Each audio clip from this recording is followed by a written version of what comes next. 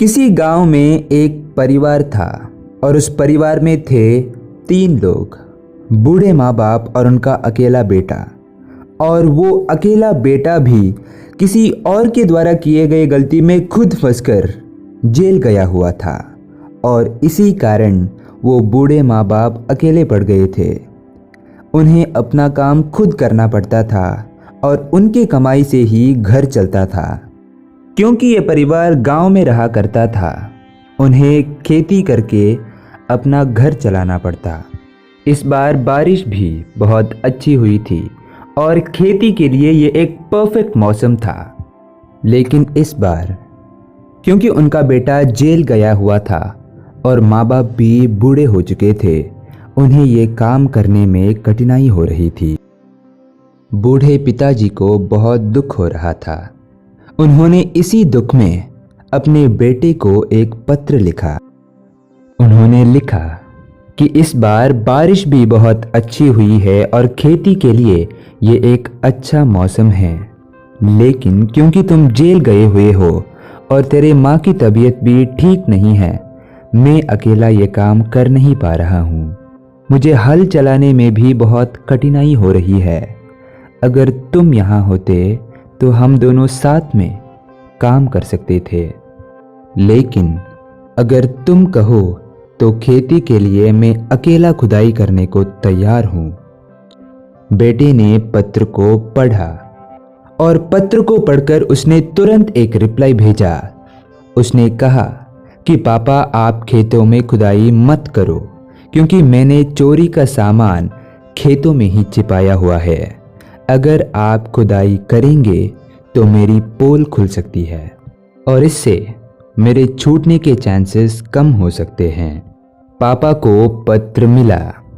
उन्होंने उसे पढ़ा भी, लेकिन उन्हें कुछ समझ नहीं आया। उन्होंने दुख में ही अपनी रात बिताई। लेकिन सुबह जैसे ही वे उठकर बाहर आए, उन्होंने देखा कि 5-6 पुलिस खेतों में खुदाई कर रहे हैं। उन्होंने बहुत लंबे टाइम तक खुदाई की, लेकिन निराश होकर वापस चले गए। पिताजी ने बेटे को एक और पत्र लिखा और उन्होंने सब कुछ बताया जो उस दिन घटा था। उन्होंने ये भी लिखा कि अब कुछ नहीं हो सकता। पुत्र ने इस पत्र का भी रिप्लाई करा, लेकिन इस रिप्लाई को पढ़कर पिताजी के होश उड़ गए। उस पत्र में लिखा था कि पापा, आप किस बात का दुख मना रहे हैं? खेत को मैंने खेती के लिए तैयार किया हुआ है। पुलिस ने खेत को खेती के लिए खोदा है। अब आप खेती कर सकते हैं और जेल में बैठकर मैं सिर्फ इतना काम कर सकता था।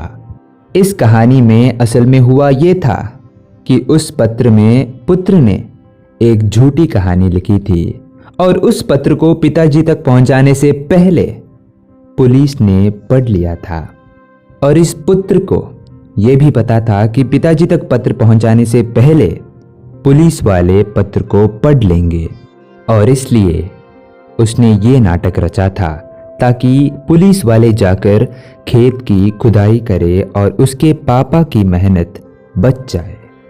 ये छोटी सी कहानी लाइफ के लिए एक बड़ा लेसन सिखाती है, और लेसन ये है कि अगर आप कोई भी काम करना चाहते हैं तो सॉल्यूशंस अपने आप बन जाते हैं। बस चाहिए ये कि आप में वो डिटर्मिनेशन हो। अगर आप में वो डिटर्मिनेशन है तो आप कोई भी काम आसानी से कर सकते हैं। डिस्क्लेमर, अगर आपको मेरा ये स्टोरी सुनाने का काम अच्छा लगता है तो लाइक करना मत भूलना, और आगे भी अगर आपको ऐसे ही इंटरेस्टिंग स्टोरी सुननी है तो सब्सक्राइब कर लेना। हो सकता है कि ये एक छोटी सी कहानी है, लेकिन ये छोटी सी कहानी आपके छोटे से लाइफ को one of the best life बना सकती है।